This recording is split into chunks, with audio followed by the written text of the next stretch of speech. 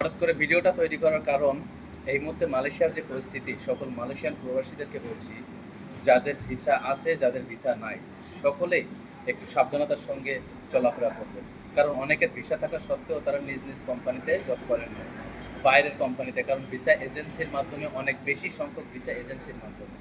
তো সকলের কাছে অনুরোধ, সাবধানে কাজ করুন। কারণ মালয়েশিয়াতে যে পরিমাণে অপরেসি চলতেছে এখন বর্তমানে, সকলের জন্য খুবই ক্ষতিকর একটা দিক। তো সকলে সাবধান থাকবেন, সকলে নিজের প্রতি খেয়াল রাখবেন, সকলে সাবধানে চলাফেরা করবেন। যাদের ভিসা আছে তাদের সবসময় তাদের পাসপোর্ট ভিসা সঙ্গে রাখার চেষ্টা করবেন। আর সবাই সবার বন্ধু বান্ধবের সাথে, কাছের মানুষের সাথে যোগাযোগ রাখার চেষ্টা করবেন। যদি কোনো ধরনের কোনো সমস্যার ফেস করেন, তা তাৎক্ষণিক তাদেরকে জানিয়ে রাখবেন কোথা থেকে ধরতেছে, কোথায় নিয়ে যাচ্ছে, এটা জানানোর জন্য অনুরোধ রইল। কারণ আপনাকে নিয়ে যাওয়ার পরে তারা যেন সেখানে যোগাযোগ করতে পারে, আপনাকে ছাড়ানোর জন্য চেষ্টা করতে পারে। আর যারা অবৈধ আছেন, তারাও আপনাদের যাদের ভিসা আছে, যে সমস্ত ফ্রেন্ড সার্কেল, বন্ধু বান্ধব, আত্মীয় স্বজন, তাদের সাথে কন্টিনিউসলি যোগাযোগ রাখবেন। তাদের কাছে কিছু টাকা দিয়ে রাখবেন, যেন আপনাকে ধরলে তাৎক্ষণিক টাকা দিয়ে আপনাকে ছাড়িয়ে দেশে পাঠাইতে পারে।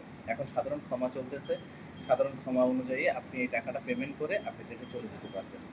আর একটা সবচেয়ে গুরুত্বপূর্ণ কথা হচ্ছে, যারা কলিং নিয়ে লাফালাফি করতেছেন, এই মুহূর্তে মালয়েশিয়ান সরকারের কাছ থেকে কলিংয়ের ব্যাপারে কোনো আপডেট নাই। কলিং আদেও আসবে বা আসবে না, এ ব্যাপারেও কোনো নিশ্চয়তা নেই। তো আপনারা কলিং নিয়ে লাফালাফি না করে মালয়েশিয়ার বর্তমান পরিস্থিতি নিয়ে মুভ অন করেন, ঠিক আছে? আর যে সমস্ত দালালেরা দালালি খাওয়ার জন্য এই কলিং,